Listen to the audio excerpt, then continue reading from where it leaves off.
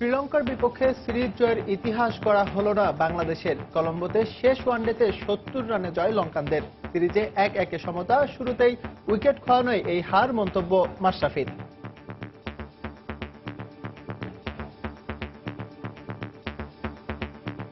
সৌম্য সাকিব যেভাবে ব্যাটিং করছিল ওইটা যদি আরেকটু টেনে নেওয়া যেত বা তারপরে যদি আরো যে দুজন ব্যাটসম্যান ছিল তারা যদি একটু ইনিংস বড় করতো, আমরা স্টিল এই ম্যাচ জিততে পারতাম।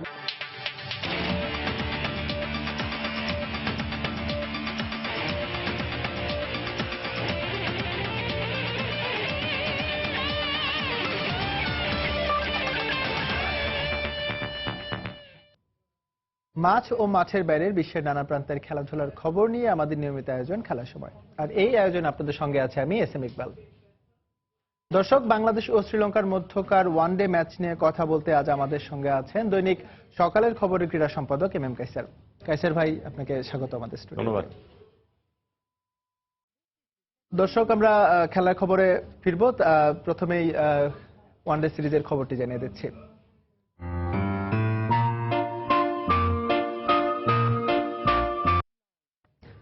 শেষ পর্যন্ত লঙ্কানদের মাটিতে সিরিজ জয়ের স্বপ্ন পূরণ হলো না টাইগারদের। তৃতীয় ওয়ানডেতে ৭০ রানের হারে ১-১ সমতায় শেষ হলো সিরিজ। টস হেরে প্রথমে ব্যাট করে ৯ উইকেটে ২৮০ রানের সংগ্রহ পায় স্বাগতিকরা। জবাবে ব্যাট করতে নেমে বিপর্যয়ে পড়া বাংলাদেশ সবকটি উইকেট হারিয়ে ২১০ রান সংগ্রহ করে। ম্যাচ সেরা থিসারা ফেরেরা এবং সিরিজ সেরা হয়েছেন শ্রীলঙ্কার কুশাল মেন্ডিস। শ্রীলঙ্কা থেকে আরও জানাচ্ছেন হুমায়ুন কবির। ক্যামেরায় ছিলেন সালাউদ্দিন মামুন। ডাম্বুলায় প্রথম ওয়ানডেতে টস জিতে যে ভুল করেছিলেন লঙ্কান অধিনায়ক থারাঙ্গা, কলম্বোতে সেই ভুলটাই যেন করে বসলেন বাংলাদেশ অধিনায়ক মাশরাফি বিন মুর্তজা। টস জিতে ব্যাটিংয়ে শ্রীলঙ্কা দারুণ সূচনা পায় স্বাগতিকদের উদ্বোধনী জুটিতে। ওভার প্রতি রান উঠছিল ৭ থেকে ৮ করে, তবে থিলানাকে ফিরিয়ে মিরাজ ভাঙেন ৭৬ রানের জুটি। তারপর পরই স্পিড স্টার তাসকিনের বলে বোল্ড হয়ে ব্যক্তিগত ৩৫ রানে আউটের খাতায় অধিনায়ক উপল থারাঙ্গা। হাল ধরেন ফর্মে তুঙ্গে থাকা কুশল মেন্ডিস। জ্বলে ওঠার আগেই নিভে যান চান্ডিমাল। শিরোবর্ধনেও পারেননি বেশি দূর এগোতে, কিন্তু দলের রানের চাকা ঠিকই সচল রাখেন মেন্ডিস ও গুণারত্নে। তবে আবারও মাশরাফির শিকার হয়ে গুণারত্নে ৩৪ রানে প্যাভিলিয়নে ফেরার পর গলার কাটা হয়ে থাকা মেন্ডিসকেও ব্যক্তিগত ৫৪ রানে আউট করেন দাফিজ। শেষের দিকে থিসারা পেরেরা ৪০ বলে ৫২ রানের ক্যামিও ইনিংসে সিংহলিজে ২৮০ রানের নিরাপদ স্কোর পায় লঙ্কানরা। ম্যাচ ৩টি ও ফিজ নেন ২টি করে উইকেট। কলম্বোতে এত রান তাড়া করে জিতবে বাংলাদেশ, আস্থা আর বিশ্বাস আর ক্ষোভ পুষে নেওয়ার চেষ্টা করেছেন। তবে দিনের আলোতে রঙিন স্বপ্ন দেখালেন সৌম্য ও সাকিব। তখনও হয়তো আবারও বাংলাদেশের কোটি কোটি সমর্থক আশায় বুক বেঁধে চোখ রাখেন টিভি সেটে, কিন্তু দর্শক হৃদয়ে সেই চাউনি বুঝলেন না। লড়াই করার প্রাণপণ চেষ্টা করেছেন সাকিব, কিন্তু 50 হাঁকানোর পর ইনিংস সর্বোচ্চ ৫৪ রানে আউট হবার পরপরই দ্রুতই বাড়ি ফেরেন মোসাদ্দেক ও মাহমুদুল্লাহ। বড়দের ব্যর্থতার মিছিলের মাঝে ব্যতিক্রম ছিলেন বাংলাদেশ দলের নবীন সদস্য মেহেদী মিরাজ। ওয়ানডে ফরম্যাটে প্রথমে ব্যাটিং এর সুযোগ পেয়ে হাঁকান দুর্দান্ত 50, কিন্তু হার এড়াতে পারেনি বাংলাদেশ। টেস্ট খেলুড়ে দলগুলোর মধ্যে সাকিব আল হাসানের পর মাশরাফির সামনে দুর্দান্ত এক সুযোগ ছিল বিদেশের মাটিতে ওয়ানডে সিরিজ জয়, পারেননি। তাই বাংলাদেশেরও গড়া হলো না ইতিহাস। উল্টো ওয়ানডে সিরিজের ট্রফিটা ভাগাভাগি করতে হলো, সাথে হতাশার সাথে সূক্ষ্মতা করতে হলো টাইগারদের ও বাংলাদেশের সমর্থকদের। শিউলির স্পোর্টস গ্রাউন্ড থেকে হুমায়ুন কবির, সময় সংবাদ, কলম্বো, শ্রীলঙ্কা। দর্শক, আমরা আগেই জানিয়েছিলাম এই ম্যাচ নিয়ে কথা বলতে আমাদের সঙ্গে উপস্থিত আছেন এম এম কাইসার। আমরা যাবো এখন কাইসার ভাইয়ের সঙ্গে। কাইসার ভাই, আমরা রিপোর্টটি দেখছিলাম, আসলে শেষ থেকে শুরু করে যেটা হচ্ছে মাশরাফি যে কথাটা বলেছিলেন আজকে, যে শুরুতে কয়েকটি উইকেট পড়ে যাওয়াতে হচ্ছে বাংলাদেশের ব্যাকফুটে চলে যাওয়া। এখান থেকে আসলে জানতে চাচ্ছিলাম যে আসলে আপনার দৃষ্টিতে কি মনে হয় যে এই ম্যাচটি কি কেন হাতছাড়া হলো আমাদের? না, মাশরাফির বিশ্লেষণটি একদম পরিষ্কার এবং আমি মনে করি যে এটাই সবচেয়ে অ্যাপ্রোপ্রিয়েট যুক্তিটাই তিনি দেখিয়েছেন। কারণ ২৮০ রানের মতো রান চেস করতে গেলে আপনাকে সবচেয়ে বড় যে আপনার প্ল্যাটফর্ম যে তৈরি করতে হবে, সেই প্ল্যাটফর্ম তৈরির জন্য সবচেয়ে আদর্শ জায়গাটা হলো কিন্তু আপনার ওপেনিং স্ট্যান্ড। এবং শুরুর দিকে ব্যাটসম্যানরা যদি আপনি ভালো রান করে দিতে পারতেন, তাহলে মিডল অর্ডারে যদি কিছুটা কলাপস হতো, তারপর আপনি কিন্তু শেষ পর্যন্ত ধরে রাখার একটা সুযোগ ছিল। বাট শুরুটাই আপনার খুব খারাপ হয়েছে। মাত্র ২১ বলে ১১ রানে ৩ উইকেট চলে গিয়েছে। তারপরে আপনি ২৮০ রান চেস করতে নামছেন। এই পর্যায় পর্যন্ত যে দলটা যেতে পেরেছে, আমি মনে করি যে এটা মানে শুরুর বিপর্যয়টার কারণেই কিন্তু বাংলাদেশ সামনে বাড়তে পারেনি। তবে একটা জিনিস রয়েছে কি যে ক্রিকেটে বলা হয়ে থাকে যে ব্যাটসম্যান সুযোগ পাবে তাকে কিন্তু সুযোগটা কাজে লাগাতে হবে। তো শুরুর 3 ব্যাটসম্যান আমাদের পারেননি, কিন্তু তারপরে সৌম্য এবং সাকিব কিন্তু সুযোগটা পেয়েছিলেন। এবং সবচেয়ে বড় বিষয়টা হলো যে ক্রিকেটে বলা হয়ে থাকে যে তুমি যখন সেট হয়ে যাবে তখন কিন্তু পুরো শেষ পর্যন্ত ম্যাচটা শেষ করে দিয়ে আসতে হবে। বাট আমার মনে হয় যে কোনো ব্যাটসম্যানরা, আমরা 1 থেকে 7 জন যে শীর্ষ 7 ব্যাটসম্যান, এই শীর্ষ 7 ব্যাটসম্যানের কেউ আপনার ইনিংসটা লম্বা করতে পারেননি, এবং এই কারণে আমরা কিন্তু ব্যাটিং ব্যর্থতার জন্য এক অর্থে ম্যাচটি হেরে গিয়েছি। কাছে ভাই, আমরা দেখলাম যে চতুর্থ উইকেট যেটিতে কিন্তু 77 রানের একটা বড় একটা সংগ্রহ এসেছিল, তারপরেও কিন্তু আসলে একটা মাশরাফি কিন্তু বলেছিলেন যে সাকিবের আউটটা আর হচ্ছে স্পেশালি সৌম্য সরকারের যে আউটটা, আসলে আমরা যখন বলছি যে বাংলাদেশ টিম আস্তে আস্তে বড় দলে পরিণত হচ্ছে, আমরা কিন্তু অনেক উদাহরণ দেখেছি যে অস্ট্রেলিয়া বা ইংল্যান্ড বা ইন্ডিয়ার কথা যদি বলি যে এরকম শুরুতে অনেক কলাপস হয় কিন্তু পরবর্তীতে কিন্তু তারা ঘুরে দাঁড়ায়। আসলে আমাদের কি মনে হয় যে এই জায়গাটা আসলে বাংলাদেশের এখন কাজ করার বা শিক্ষার অনেক ঘাটতি রয়ে গেছে? কাজ করার তো প্রত্যেকটা ম্যাচেই কিন্তু কাজ করার জায়গা রয়েছে, কিন্তু তাই বলে আপনি এই একটা ম্যাচ হারার কারণে আমরা যে একদম পুরোপুরি আবার বড় দল থেকে ছোট দলে নেমে এসেছি সেই বিশ্লেষণে আমি যাব না, বা আমি সেটা বিশ্বাসও করি না। আমি মনে করি যে বাংলাদেশ যে প্রসেসে এগোচ্ছে এটাই কিন্তু উন্নতির লক্ষণ। আপনি কিন্তু এই প্রসেসে এইভাবে এই প্রক্রিয়া যখন সামনে বাড়বেন, প্রত্যেক দিন কিন্তু প্রত্যেক ম্যাচে আপনি জিতবেন না, আপনি কিন্তু কখনো জিতবেন কখনো হারবেন, কিন্তু আপনার কম্পিটিশনটা ঠিক থাকবে। অনেক সময় বলা হয়ে থাকে না যে ম্যাচ শুরু হওয়ার আগেই বলা হয়ে থাকে যে নো কম্পিটিশন ম্যাচ, সেরকম যেন না হয়। বাট আমি মনে করি যে আপনি যখন আপনার সব প্রসেসিংটা ঠিক রাখতে পারবেন তখন কিন্তু আপনি জয় অটোমেটিক আপনার সামনে আসবে। সেক্ষেত্রে আপনি কখনো ম্যাচ হারবেন, কখনো ম্যাচ আপনি জিতবেন, এইভাবে কিন্তু সামনে যেতে হবে। বাট এই ম্যাচের কথা যদি আপনি বলেন তাহলে এখানে কিন্তু ওই জিনিসটা আপনাকে প্রথম আবার ফিরে আসতে হবে যে শুরুটা আমাদের খুবই খারাপ হয়েছে, এবং এই শুরুর খারাপটা আমরা শেষ পর্যন্ত আর ভালো করতে পারিনি, টেনে নিয়ে যেতে পারিনি, ভালো করতে পারিনি।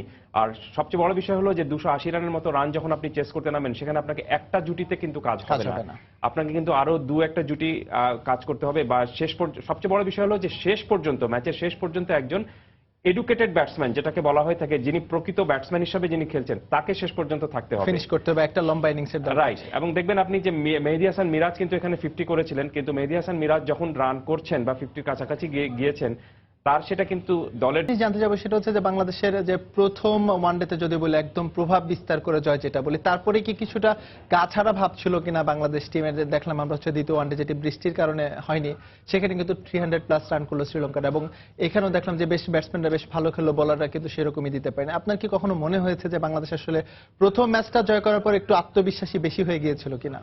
না, আমি গা ছাড়া এই অভিযোগ করব না, তবে একটা জিনিস আমি বিশ্বাস করি, সেটা হলো যে ক্রিকেটে মোমেন্টাম অনেক বড় জিনিস কিন্তু, এবং এই মোমেন্টামের সঙ্গে যে দল এগিয়ে যেতে পারে, যে দলের কাছে এই মোমেন্টামটা থাকে, সেই দল যদি এটাকে কাজে লাগাতে পারে তাহলে কিন্তু সেই দলের জন্য অনেক বড় সুবিধা হয়ে থাকে এই সব ক্ষেত্রে। দেখুন আপনি প্রথম ম্যাচে আমরা কিন্তু সব ক্ষেত্রেই কিন্তু ভালো করেছি, ব্যাটিং বলুন, ফিল্ডিং বলুন, বোলিং বলুন, সব ক্ষেত্রে কিন্তু আমাদের সবকিছু কাজে লেগেছে। বাট শ্রীলঙ্কা কিন্তু ঘুরে দাঁড়িয়েছে, আমি বলবো যে দ্বিতীয় ম্যাচ থেকেই তারা যে 300+ রান করেছে, 311-র মতো রান করেছিল বৃষ্টি ভেজা ম্যাচে, সেই বৃষ্টির কারণে সেই ম্যাচটি পন্ড হয়ে গেছে। বাট ওই বাতিল হওয়া ম্যাচে তাদের যে ব্যাটিংটা ছিল, সেই ব্যাটিংটা কিন্তু খুব জোরালো ব্যাটিং ছিল, অসাধারণ ব্যাটিং ছিল, এবং ওই মোমেন্টামটা কিন্তু তারা কাজে লাগিয়েছে থার্ড ওয়ানডেতে এসে। বাট আমি মনে করি যে এই মোমেন্টামটা বাংলাদেশ দলকে শ্রীলঙ্কা যাতে পায় এটা দেওয়া উচিত হয়নি, এবং এই কারণে আজকে যে কোনো মূল্যে কিন্তু বাংলাদেশের আগে ব্যাটিং করা উচিত ছিল।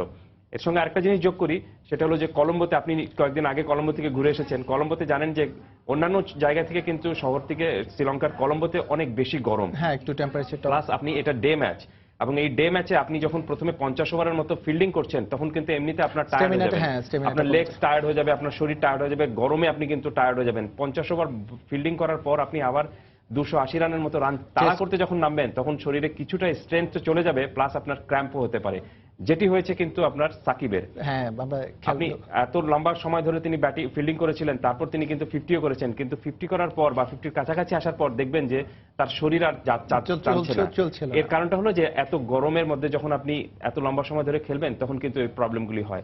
বাট আমি মনে করি যে এটি কোনো অজুহাত নয়, আপনি যখন ইন্টারন্যাশনাল ক্রিকেট খেলবেন তখন সেখানকার কন্ডিশনের সাথে অ্যাডাপ্টেড হওয়ার ক্ষমতাটুকু আপনার থাকতে হবে। বাট এই ম্যাচে যেটি সবচেয়ে বড় বিষয় হলো যে এই ম্যাচ জেতার জন্য উচিত ছিল বাংলাদেশের অন্তত 3 থেকে 4 জন ব্যাটসম্যান একটু লম্বা ইনিংস, যেটি হয়নি। তো কাসার ভাই, আমরা আবারও আলোচনায় ফিরবো, একটি রিপোর্ট দেখে আসি। ম্যাচের শুরুতেই দ্রুত উইকেট হারানোর কারণেই শেষ ম্যাচে হারতে হয়েছে বাংলাদেশকে। ব্যাটসম্যানরা আরো দায়িত্বশীল হলে ম্যাচে জয় পাওয়া যেত বলেই জানান টাইগার অধিনায়ক মাশরাফি মুর্তজা। অন্যদিকে দারুণ জয়ের জন্য দলের ব্যাটসম্যান ও বোলারদের ধন্যবাদ জানিয়েছেন শ্রীলঙ্কা অধিনায়ক উপুল থারাঙ্গা। শেষ পর্যন্ত 70 রানের বড় হার বরণ করতে হয়েছে মাশরাফি বাহিনীকে। জয়ের সামর্থ্য থাকার পরও কেন এই হার, এ নিয়ে চলছে চুলচেরা বিশ্লেষণ।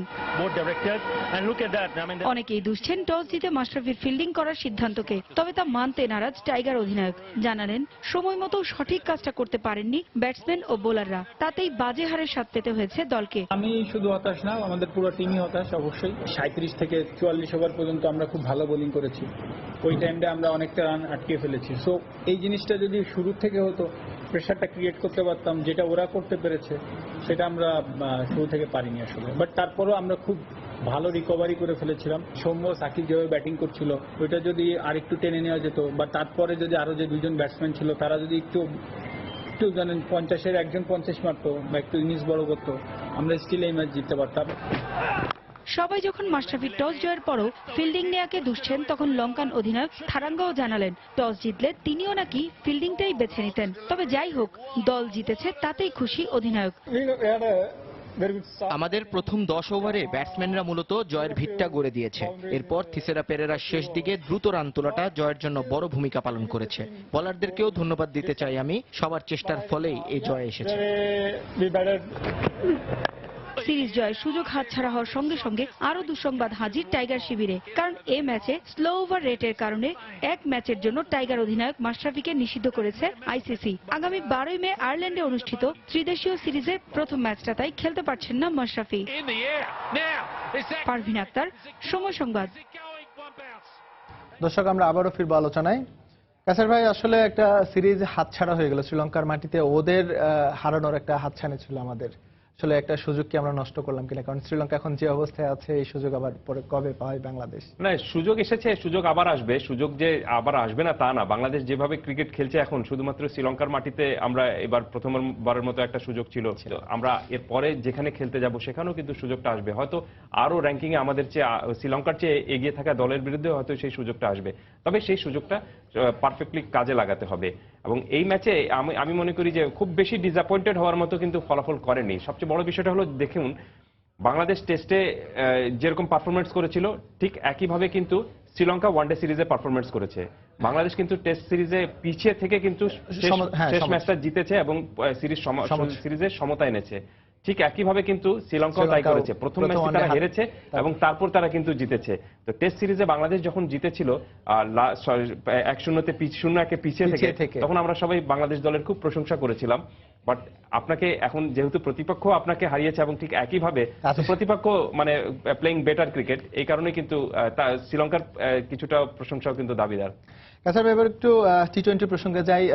4 তারিখ থেকে টি-20 সিরিজ শুরু হচ্ছে 2 ম্যাচের। তো সম্প্রতি কিন্তু শ্রীলঙ্কার এই জুনিয়র একটি টিম হলো, কিন্তু তারা টি-20তে বেশ পরিপক্ক। আমরা অস্ট্রেলিয়া মাটিতে যেটা দেখেছি। আসলে টি-20 বাংলাদেশের জন্য কতটুকু চ্যালেঞ্জিং হবে? বা আজকে দল ঘোষণা করেছে বিসিবি, সেখানে নতুন সাইফুদ্দিন ইনক্লুড হয়েছে। তো সব মিলিয়ে আসলে কেমন হচ্ছে টি-20 স্কোয়াডটা, কেমন হয়েছে বা সম্ভাবনা কতটুকু দেখছেন? আমি মনে করি টি-20 বাংলাদেশের জন্য ওয়ানডের চেয়ে বেশি চ্যালেঞ্জিং হবে। কারণ টি-20 কিন্তু শ্রীলঙ্কার এই দলটি মানে শুধু বাংলাদেশ নয়, বেশ অনেকগুলো দেশের চেয়ে ভালো খেলে থাকে। সবচেয়ে সর্বশেষ ফলাফলটি দেখুন আপনি, যে অস্ট্রেলিয়াকে তারা অস্ট্রেলিয়ার মাটিতে হারিয়ে এসেছে এবং বেশ দাপটের সঙ্গে কিন্তু হারিয়ে এসেছে। একটি ম্যাচ খুব সম্ভবত 76-6 ছিল, সেখান থেকে তারা কিন্তু প্রায় 160 রান চেস করে জিতে গিয়েছে। তো এই দলটি কিন্তু টি-20তে বেশি এক্সপার্টাইজ, মানে টি-20তে বেশি বিশেষজ্ঞ প্লেয়ার কিন্তু তাদের রয়েছে। আর তবে বাংলাদেশও ভালো খেলে টি-20। বাংলাদেশের জন্য শর্ট ফর্মার ম্যাচগুলি খুব ভালো হয়ে থাকে। আর শ্রীলঙ্কার জন্য একটা বাড়তি পয়েন্ট হবে, আমি জানি না এখন পর্যন্ত মালিঙ্গা ফিট হয়েছেন কিনা খেলার জন্য। তারা এখনো টি-20 স্কোয়াডটা মানে ঘোষণা করেনি। তো আমার মনে হয় যে মালিঙ্গা যদি তাদের দলে ফিরেন, তাহলে সেটি তাদের জন্য অনেক বড় একটা মানে শক্তিশালী দিক হবে। বাট তারপর আমি আশা করি যে বাংলাদেশ যখন এই সিরিজে খেলতে গিয়েছিল, বাংলাদেশ হয়তো সেরকম ভাবে বলেছিল বাংলাদেশ যে একটা মস্ত সুযোগ তাদের সামনে রয়েছে টেস্ট এবং ওয়ানডেতে, বাট তারপরও বাংলাদেশ কিন্তু লড়েছে সবগুলো ম্যাচে। তো আমরা আশা করব যে অন্তত টি-20 সিরিজে লড়াইটা হোক এরকম ভাবে, বাট ট্রফিটা যেন শেষমেশ শুধু একজনের হাতেই থাকুক, সেটা মাশরাফি। কাসার ভাই, এবার যদি স্কোয়াড নিয়ে কিছু বলি, সাইফুদ্দিনের ব্যাপারে যদি কিছু জানতে চাই, কিছু বলবেন কিনা? যে আসলে অনেকটা তরুণ বয়সে তার হয়ে গেল আর কি, ব্যাপারটা কিভাবে? আমি একটা জিনিস বিশ্বাস করি কি, যে ইয়াং প্লেয়ারদেরকে আপনার যখন সুযোগটা দিবেন, তাদেরকে কিন্তু আপনি মানে কম বয়সী প্লেয়ারদেরকে সুযোগটা দিলে আপনাকে টি-20তে সুযোগটা দেওয়া উচিত। কারণ এখানে আপনার শর্টার ফরম্যাটের ক্রিকেট এখানে কিন্তু মানে নিজের মানে যে টাইপের খেলাটা খেলে থাকে ইয়াং স্বাভাবিক ক্রিকেটাররা যে, স্বাভাবিক যেটা মানে ন্যাচারাল ক্রিকেট যেটাকে বলা হয় সেটা বেশি তারা মানে প্রদর্শন করতে সমর্থ হয়। প্লাস সাইফুদ্দিন কিন্তু আপনার বয়সভিত্তিক ক্রিকেটে বেশ ভালো পারফরমেন্স করেছেন সাম্প্রতিককালে। হ্যাঁ। তবে বাংলাদেশ দলের এখন যে উপরের সারির যে আবার নিয়মিত যে বোলার এবং ব্যাটসম্যান যারা রয়েছেন, আমার মনে হয় যে সাইফুদ্দিন তাদেরকে টপকে সাইফুদ্দিনকে খেলানো হবে সেই সম্ভাবনা খুবই কম। তবে সিরিজটা যদি 3 ম্যাচের হতো বা 4 ম্যাচের হতো টি-20 তাহলে হয়তো সাইফুদ্দিনকে সুযোগটা দেওয়া যেত। বাট যেহেতু 2 ম্যাচের সিরিজ, Experiment করার সুযোগটা। আমার মনে হয় এক্সপেরিমেন্ট কম করবেন ক্রিকেট নির্বাচন মানে টিম ম্যানেজমেন্ট, এবং সেখানে বাংলাদেশের আপনার নিউক্লিয়াস ক্রিকেটার যারা রয়েছেন তাদেরকে নিয়ে একাদশ গঠন করা হবে। ধন্যবাদ কাইসার ভাই আমাদের স্টুডিওতে এসে সময় দেওয়ার জন্য। আমাদেরও প্রত্যাশা থাকবে যে ওয়ানডে বা টেস্টে বাংলাদেশ যেমন পারফর্ম করলো, টি-20তেও হয়তো এর চেয়ে বেটার পারফর্ম করে হয়তো সিরিজটা আমাদের জন্য অন্তত একটা ট্রফি আমরা যাতে নিয়ে আসতে পারি আর কি, এককভাবে যেটা নিয়ে আসতে রাইট। পারি। ধন্যবাদ। শ্রীলঙ্কার বিপক্ষে 2 ম্যাচ টি-20 সিরিজের জন্য 16 সদস্যের দল ঘোষণা করেছে বাংলাদেশ ক্রিকেট বোর্ড বিসিবি। দলে প্রথমবারের মতো ডাক পেয়েছেন পেস বোলিং অলরাউন্ডার সাইফুদ্দিন, তবে বাদ পড়েছেন রুবেল হোসেন ও শুভাগত হোম। মাশরাফিকে অধিনায়ক করে ঘোষিত এই স্কোয়াডের বাকি সদস্যরা হলেন তামিম ইকবাল, ইমরুল কায়েস, সৌম্য সরকার, মুশফিকুর রহিম, সাকিব আল হাসান, সাব্বির রহমান, মাহমুদুল্লাহ রিয়াদ, মোসাদ্দেক হোসেন সৈকত, মোস্তাফিজুর রহমান, মেহেদী হাসান মিরাজ, তাসকিন আহমেদ, শুভাশিস রয়, সানজামুল ইসলাম এবং নুরুল হাসান সোহান। কলম্বোর প্রেমাদাসাতে 2 ম্যাচ সিরিজের প্রথম টি-20 শুরু হবে আগামী 4 এপ্রিল। এর একদিন পর একই ভেন্যুতে স্বাগতিকদের বিপক্ষে সিরিজের শেষ টি-20তে মাঠে নামবে টাইগাররা। প্রথমবারের মতো জাতীয় দলের সুযোগ পেয়ে দারুণ খুশি অলরাউন্ডার সাইফুদ্দিন। সেরা একাদশের সুযোগ পেলে নিজেকে মেলে ধরতে চান এই যুব অলরাউন্ডার। ইমার্জিং কাপে ভালো খেললেও সেমিফাইনাল থেকে বিদায় নিয়েছে বাংলাদেশ। তবে লঙ্কানদের বিপক্ষে টি-20তে সব ভুল সূত্রে জ্বলে উঠতে চান সাইফ। সময় সংবাদকে দেওয়া সাক্ষাৎকারে এমনটি জানিয়েছেন তিনি। মূলত মে মাসে আয়ারল্যান্ডে ত্রিদেশীয় সিরিজ ও জুনে ইংল্যান্ডের চ্যাম্পিয়ন্স ট্রফির কথা মাথায় রেখেই সাইফকে দলে ডেকেছেন নির্বাচকরা। স্বপ্নের মতো, কজ আমি অল্পতে চান্স পাইছি, যেহেতু পেসার অলরাউন্ডার বাংলাদেশে কম, তো যেহেতু সুযোগটা আসছে এটা কাজে লাগার চেষ্টা থাকবে। এর পাশাপাশি যেহেতু সাকিব ভাই, মুশফিক ভাই, তাদের সাথে ড্রেসিং রুম শেয়ার করবো, এই জন্য অনেক এক্সাইটেড। যদি শ্রীলঙ্কার সুযোগ পাই ভালো করার চেষ্টা করবো, এটাই টার্গেট থাকবে। ইমার্জিং কাপ ক্রিকেটের খবর, ফাইনালে ওঠার স্বপ্ন পূরণ হলো না বাংলাদেশ অনূর্ধ্ব 23 ক্রিকেট দলের। শ্রীলঙ্কার বিপক্ষে আসরের প্রথম সেমিফাইনালে 8 উইকেটের বড় ব্যবধানে হেরেছে মুমিনুল হকের দল। টস জিতে শুরুতে ব্যাট করে 9 উইকেটে 179 রান গড়ে বাংলাদেশ। জবাবে 2 উইকেট হারিয়েই জয়ের বন্দরে পৌঁছে যায় লঙ্কানরা। সোমবার আসরের ফাইনালে পাকিস্তানের মুখোমুখি হবে শ্রীলঙ্কা। কদিন আগেই ডাম্বুলায় শ্রীলঙ্কার বিপক্ষে দেশের হয়ে ওয়ানডেতে পঞ্চম হ্যাটট্রিকের কীর্তি করেন তাসকিন আহমেদ। এবার বাংলাদেশের বিপক্ষে হ্যাটট্রিক করলেন আসিথা ফার্নান্দো। তবে ভেন্যু কলম্বো না, চট্টগ্রাম। মূলত সেই হ্যাটট্রিকেই বাংলাদেশ অনূর্ধ্ব 23 দলের ইমার্জিং কাপের ফাইনালে খেলার স্বপ্নের সমাধি হয়। চট্টগ্রামের জহুর আহমেদ চৌধুরী স্টেডিয়ামে টস জিতে ব্যাটিংয়ে নামা স্বাগতিকরা 20 রানে 3 উইকেট হারায়। ধ্বংসস্তূপ থেকে দলকে টেনে তোলার চেষ্টা করেও সফল হননি মোহাম্মদ মিঠুন। ব্যক্তিগত 15 রানে আপনস্তর বলে আউট হন তিনি। অবশ্য তখনও উইকেটে ছিলেন পুরো আসরে বাংলাদেশের ত্রাতা নাসির হোসেন। মুমিনুল, আফিফ, শান্তরা ব্যর্থ হলে জাতীয় দলে উপেক্ষিত এই অলরাউন্ডার আরেকবার দায়িত্ব তুলে নেন। তরুণ সাইফ হাসানকে সঙ্গে নিয়ে 31 রানের জুটি করেন। 32 রান করে সাইফ আউট হওয়ার পর ইয়াসিরও টেকেননি বেশিক্ষণ। তবে নাসির সাইফুদ্দিন জুটিতে আবারও প্রতিরোধ করে স্বাগতিকরা। এই দুইয়ের ব্যাটে লড়াকু স্কোরের স্বপ্ন দেখতে থাকে বাংলাদেশ যুবদল। কিন্তু দলীয় 120 রানে নাসির 38 রান করে আউট হলে লঙ্কানদের চ্যালেঞ্জ জানানোর মতো স্কোর পাবার আশা সেখানেই শেষ হয়ে যায়। এরপর অলরাউন্ডার সাইফুদ্দিন ও আবুল হাসান রাজুর প্রচেষ্টায় শেষ পর্যন্ত 179 রানের সংগ্রহ পায় বাংলাদেশ অনূর্ধ্ব 23 দল। স্বাগতিকদের হয়ে সর্বোচ্চ 41 রান করেন সাইফুদ্দিন, আর লঙ্কানদের হয়ে 33 রানে 4 উইকেট নেন আসিথা ফার্নান্দো। ছোট টার্গেট তাড়া করতে নেমে শ্রীলঙ্কার শুরুটাও ভালো হয়নি। দলীয় 15 রানেই চন্দ্রগুপ্ত ও শেহান জয়সুরিয়ার উইকেট হারায় লঙ্কানরা। সাগরিকায় তখন উকি দিচ্ছিল স্বাগতিকদের জয়ের সম্ভাবনা। কিন্তু এরপর লঙ্কান ব্যাটসম্যানদের দাপটে অনেকটা দিশেহারা হয়ে পড়ে মুমিনুল হকের দল। ওপেনার সাদিরার অপরাজিত 88 ও আসালাঙ্কার অপরাজিত 83 রানে চড়ে জয়ের পাশাপাশি ফাইনালে ওঠার আনন্দে মাতে লঙ্কানরা। হ্যাটট্রিক করে লঙ্কানদের নায়ক আসিথা ফার্নান্দো হয়েছেন ম্যাচ সেরা। ফারজানা মুমু, সময় সংবাদ। খেলার সময় আরো যা থাকছে। হকি ফেডারেশনের ন্যাশনাল টিমস কমিটিতে বড় পরিবর্তন। জাতীয় দল গঠনে নতুন করে দায়িত্ব দেওয়া হয়েছে মাহবুব এহসান রানাকে, অব্যাহতি দেওয়া হয়েছে শফিউল্লাহ আল মুনিরকে।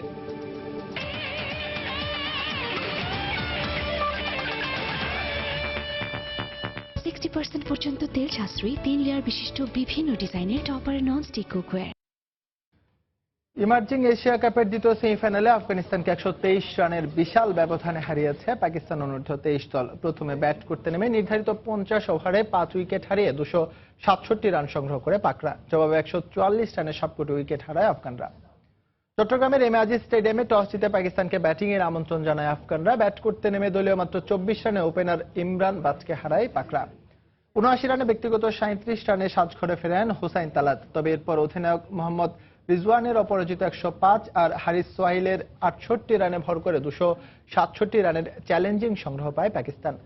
জবাবে ব্যাট করতে নেমে ইনিংসের মাত্র দ্বিতীয় বলে ব্যক্তিগত 0 রানে ফেরেন শহীদুল্লাহ। দলীয় 15 রানে ফিরে যান আরেক ওপেনার ইহসানুল্লাহ। শুরুর বিপর্যয়ে কাটিয়ে উঠতে পারেনি অধিনায়ক মনির আহমেদ, সামিউল্লাহ শেনওয়ারিরাও। ফলে নিয়মিত বিরতিতে উইকেট হারিয়ে 31.4 ওভারে মাত্র 144 রান অল আউট হয় ভারতকে হারিয়ে সেমিফাইনালে ওঠা আফগানিস্তান। 123 রানের বড় জয় নিয়ে ফাইনালে উঠে এলো পাকিস্তান।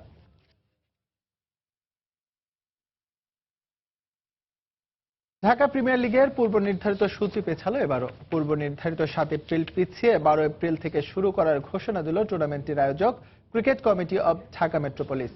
সন্ধ্যায় সিসিডিএম এর এক প্রেস বিজ্ঞপ্তিতে এই তথ্য জানানো হয়। মিরপুরে সিসিডিএম কার্যালয়ে বেশ ঘটা করে গেল 17 ও 18 মার্চ 2 দিন ব্যাপী দলবদল অনুষ্ঠিত হয়। আয়োজকরা ঘোষণা দেন কোনোভাবে এবারে টুর্নামেন্ট শুরু করতে দেরি হবে না। তবে এবারও কথা রাখতে পারেনি সিসিডিএম। বিজ্ঞপ্তিতে তারা জানিয়েছে ক্লাবের খেলোয়াড়দের নিবন্ধন সহ দলবদলের সব আনুষ্ঠানিকতা সারতে 10 এপ্রিল পর্যন্ত মেয়াদ বাড়ানো হয়েছে।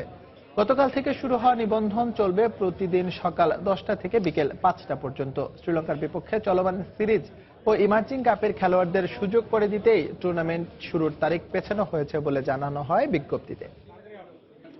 দেশের হকির খবর। বাংলাদেশ হকি ফেডারেশনের গভর্নিং বডির সভায় ন্যাশনাল টিমস কমিটিতে আনা হয়েছে বড় পরিবর্তন, যেখানে জাতীয় দল গঠনে নতুন করে দায়িত্ব দেওয়া হয়েছে মাহবুব এহসান রানাকে আর অব্যাহতি দেওয়া হয়েছে শফিউল্লাহ আল মুনিরকে। এমনটাই দাবি করেছেন রানা। খেলোয়াড়দের মাঝে শৃঙ্খলা সর্বোচ্চ প্রাধান্য দিয়ে দেশের মাটিতে আসন্ন এশিয়া কাপে জিমি চয়নদের কাছ থেকে সেরা পারফরমেন্সই বের করে আনতে চান রানা। শনিবার এমনটাই জানিয়েছেন তিনি। ওয়ার্ল্ড হকি লিগ রাউন্ড 2তে আশানুরূপ পারফরমেন্স হয়নি বাংলাদেশের। যদিও স্বাগতিক হবার সুবিধা নিয়ে সরাসরি রাউন্ড 2তে নাম লিখিয়েছিল লাল সবুজের প্রতিনিধিরা। মূলত চির প্রতিদ্বন্দ্বী ওমানের কাছে হারের কারণেই জিমি চয়নদের আসরে সন্তুষ্ট থাকতে হয়েছে পঞ্চম স্থান নিয়ে। সেখানেও আবার ঘানার সঙ্গে হাড্ডাহাড্ডি লড়াই করে অল্পের জন্য নিজেদের মান বাঁচায় অলিভার কার্টেজের শিষ্যরা। এরপরই নড়ে চড়ে বসে বাংলাদেশ হকি ফেডারেশন। সাম্প্রতিক সময়ে হকি অঙ্গনে একচ্ছত্র আধিপত্য বিস্তার করা শফিউল্লাহ আল মুনিরকে জাতীয় দল গঠন কমিটি থেকে অব্যাহতি দেয়া হয় আর নতুন করে দায়িত্ব পান মাহবুব এহসান রানা। নতুন দায়িত্ব পেয়ে বেশ উজ্জীবিত বাংলাদেশের হকি অঙ্গনের এই তরুণ সংগঠক। দলে শৃঙ্খলা ফিরিয়ে আনাই তার প্রধান কাজ বলে জানিয়েছেন তিনি। যেখানেই থাকেন আপনার ডিসিপ্লিন মাস্ট। আর সে যত বড় প্লেয়ারই হোক, যত ভালো প্লেয়ারই হোক, আমার সে টিমের ঊর্ধ্বে নয়, দেশের ঊর্ধ্বে নয়। দেশকে বিতর্কিত করতে পারবো না, বাংলাদেশ টিমকে বিতর্কিত করতে পারবো না, হকি ফেডারেশনকে বিতর্কিত করতে পারবো না। তো আমি অবশ্যই ডিসিপ্লিন আমার কাছে ফার্স্ট প্রায়োরিটি। আগামী অক্টোবরে দেশের মাটিতে বসবে এশিয়ার হকির বিশ্বকাপ খ্যাত এশিয়া কাপ হকি, যেখানে দলের ভালো পারফরমেন্সকেই সবার আগে গুরুত্ব দিচ্ছেন রানা। আমরা হোস্ট কান্ট্রি, বড় বড় টিম, ন্যাশনাল টিম আসবে, তাদের সাথে আমাদের ডিফারেন্সটা অন্তত পক্ষে কম হয় এবং বাংলাদেশ যাতে আমরা আমাদের দেশের সম্মান রাখতে পারি সেদিকে খেয়াল রেখে আমরা কাজ করব। দল গঠনে আগে যেমন সিনিয়র খেলোয়াড়দের অবজ্ঞা করা হতো, সেই প্রথা থেকে বেরিয়ে অভিজ্ঞ ও তরুণ খেলোয়াড়দের মিশ্রণেই দল গঠন করতে বেশি মনোযোগী হকি অঙ্গনের পরিচিত মুখ মাহবুব এহসান রানা। আমাকে দায়িত্ব দেওয়া হয়েছে ন্যাশনাল টিমের। সজল মিত্র রিচার্ড, সময় সংবাদ, ঢাকা। বাংলাদেশ অলিম্পিক অ্যাসোসিয়েশনের নির্বাচনের খবর। বিওএ নির্বাচন থেকে সরে দাঁড়িয়েছেন শফিউল্লাহ আল মুনির। শনিবার মনোনয়নপত্র প্রত্যাহারের দিন উপ মহাসচিব পদের নির্বাচন থেকে নিজের নাম প্রত্যাহার করে নেন তিনি। এছাড়া আর কেউই মনোনয়নপত্র প্রত্যাহার না করায় বিভিন্ন ক্যাটাগরিতে 3টি অনারারি পদ ছাড়া মোট 34টি পদের জন্য 39 জন প্রার্থী প্রতিদ্বন্দ্বিতা করবেন। এর মধ্যে সভাপতি ও মহাসচিব পদে একটি করে মনোনয়নপত্র জমা পড়ায় কোনো আনুষ্ঠানিক ঘোষণা না এলেও তাদের বিনা প্রতিদ্বন্দ্বিতায় নির্বাচিত হওয়া শতভাগ নিশ্চিত।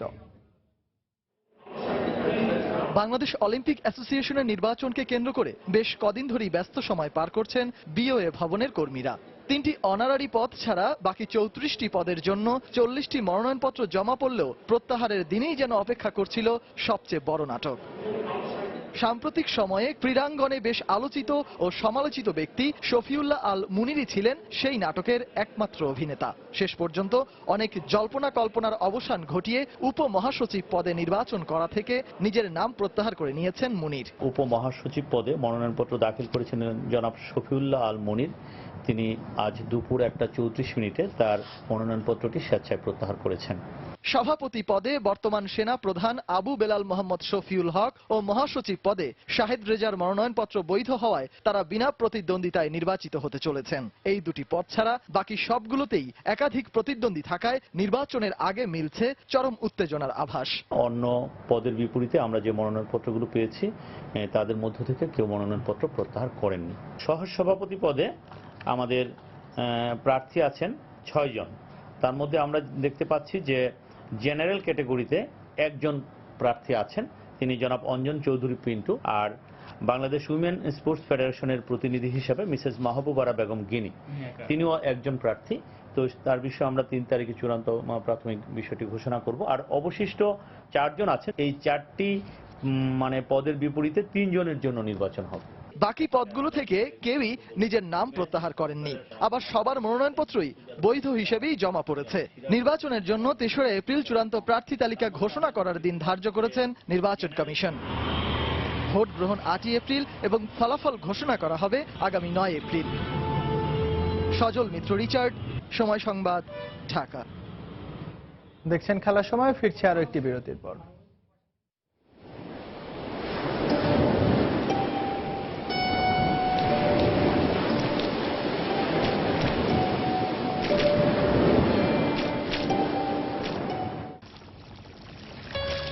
পাতে ইলিশ তুলিনি, তাই বলে গত বৈশাখী উৎসব পালনে কোনো খাত ছিল?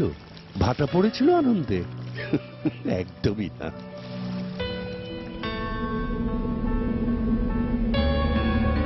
বরং সবুর করেছিলাম বলেই না, ভাদ্র আশ্বিন জুড়ে সবাই মিলে কি জমজমাট ইলিশ উৎসব করলাম। এখনো লেগে আছে সেই স্বাদ।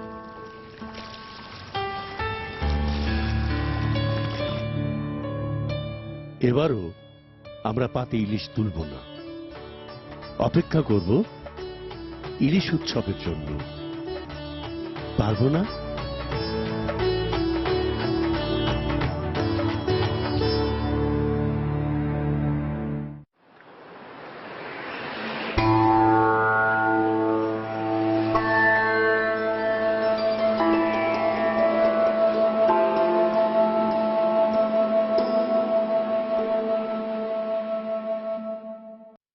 আবারও স্বাগত খেলার সময়।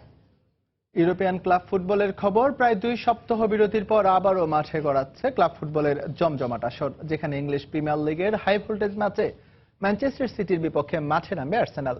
এমিরেটস স্টেডিয়ামে ম্যাচটি শুরু হবে রোববার রাত 9টায়। অন্যদিকে লা লিগায় দেপোর্টিভো আলাভেসের বিপক্ষে মাঠে নামবে table topper Real Madrid. Santiago বার্নাব্যুতে খেলাটি মাঠে গড়াবে একই দিন রাত 8টায়।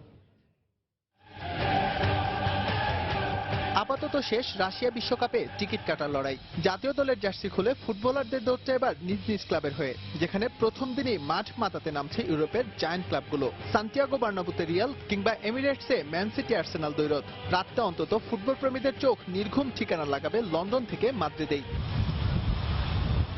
ইপিএল এ লড়াইটা যে বেশ হাড্ডাহাড্ডি তার প্রমাণ মিলে পয়েন্ট টেবিলে চোখ বোলালেই। যদিও হার জিতের ডামাডোলে মুহূর্তেই বদলে যায় সব হিসেব নিকেশ। তারপরও বলতে হবে আর্সেনাল আর ম্যান সিটির এই লড়াইয়ে কিছুটা এগিয়ে থাকবে গানাররাই। গেল 19 ম্যাচে ঘরের মাঠে 12টি জয় কিংবা 4 দশক পর সিটিজেনদের বিপক্ষে 2 লেগেই জয়ের হাতছানি, এসবই নিখাদ অনুপ্রেরণা যোগাবে ওয়েঙ্গার শিষ্যদের। পরিসংখ্যানে সখ্যতা না পেলেও পয়েন্ট টেবিল অবশ্য কথা বলছে ম্যান সিটির পক্ষে। তার উপর ওয়েঙ্গার আর গার্ডিওলার লড়াইও জয়ের পাল্লাটা ভারী সাবেক বায়ার্ন কোচের দিকেই। মহারণের আগে এসব সাহস জোগালেও সিটিজেনদের দুশ্চিন্তার কারণ হতে পারে জাতীয় দলের জার্সিতে দলের বড় তারকাদের ফর্মহীনতা। আর্সেনাল কিংবা ম্যানচেস্টার সিটির মতো সমীকরণের এতটা কঠিন মারপ্যাচে নেই রিয়াল মাদ্রিদ। লিগের 2/3 পথ ধরেই শীর্ষস্থানটা ধরে রেখেছে মাদ্রিদিস্তানরা। যদিও মাত্র 2 পয়েন্ট পেছনে থেকে ঘাড়ে শ্বাস ফেলছে বার্সেলোনা। তবে নির্ভর থাকতে সেই ব্যবধানটা দেপোর্তিভো আলাভেসের বিপক্ষে এই ম্যাচে স্বাগতিকরা যে আরো বাড়িয়ে নেবে সেটা তো অনুমানই করা যায়। শক্তির বিচারে অনেকটা দুর্বল আলাভেস এর আগে বার্নাবুতে আতিথ্য নিয়েছিল 11 বার। তার মধ্যে 10 বার হারের তিক্ততা পেলেও একটি সুখস্মৃতি আছে তাদেরও। তবে রোনালদো বেনজেমারা যে ফর্মে রয়েছেন তাতে অতিথিদের মুখের হাসি বিলীন হতে পারে এক নিমিষেই। এসএম ইকবাল, সময় সংবাদ। আন্তর্জাতিক টেনিসের খবর, আবারও ফেদেরার নাদাল দ্বৈরথ দেখতে যাচ্ছে বিশ্ব। মায়ামি ওপেনের ফাইনালে জায়গা করে নিয়েছে রাফেল নাদাল ও রজার ফেদেরার। ইতালির ফ্যাবিও ফগ্গিনিকে হারিয়ে নাদাল এবং অস্ট্রেলিয়ার নিক কিরগিওসকে হারিয়ে ফাইনাল নিশ্চিত করেছে ফেডেক্স। মায়ামি ওপেনের প্রথম সেমিফাইনালে ইতালির ফ্যাবিও ফগ্গিনির বিপক্ষে কোর্টে নামেন স্প্যানিশ নাদাল। শুরু থেকে দুর্দান্ত গতিতে ছুটে চলেন 14টি গ্র্যান্ড স্ল্যামের এই মালিক। ফগ্গিনিকে এদিন পাত্তাই দেননি তিনি। 90 মিনিটের ম্যাচে ফগ্গিনিকে 6-1, 7-5 গেমে হারিয়ে আসরের ফাইনালে ওঠেন ক্লে কোর্টের রাজা নাদাল। এদিকে আরেক সেমিফাইনালে অস্ট্রেলিয়ার নিক কিরগিওস বিপক্ষে জয় পেতে কিছুটা ঘাম ঝরাতে হয়েছে সুইস রজার ফেদেরারের। টাইব্রেকে 7-6 গেমে প্রথম সেট জিতে নিল, পরের সেটে 6-7 গেমে হেরে বসেন ফেডেক্স। এরপর আবার ঘুরে দাঁড়ান 18টি গ্র্যান্ড স্ল্যামের এই মালিক। তৃতীয় সেট 7-6 গেমে জিতে নাদালের প্রতিপক্ষ হিসেবে ফাইনালে নাম লেখান ফেদেরার। ফলে চলতি বছরে অস্ট্রেলিয়ান ওপেন ও ইন্ডিয়ান ওয়েলসের পর আবারও নাদাল ফেদেরারের ফাইনাল দ্বৈরথ দেখতে যাচ্ছে টেনিস বিশ্ব।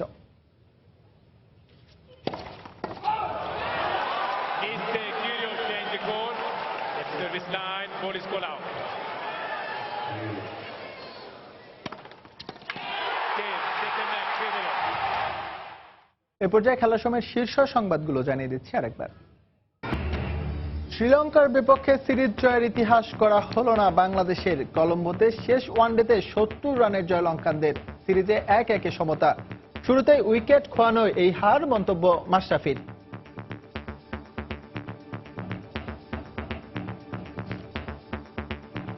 সৌম্য সাকিব যেভাবে ব্যাটিং করছিল ওইটা যদি আরেকটু টেনে নেওয়া যেত, বা তারপরে যদি আরো যে দুজন ব্যাটসম্যান ছিল তারা যদি একটু ইনিংস বড় করতো, আমরা স্টিল এই ম্যাচ জিততে পারতাম।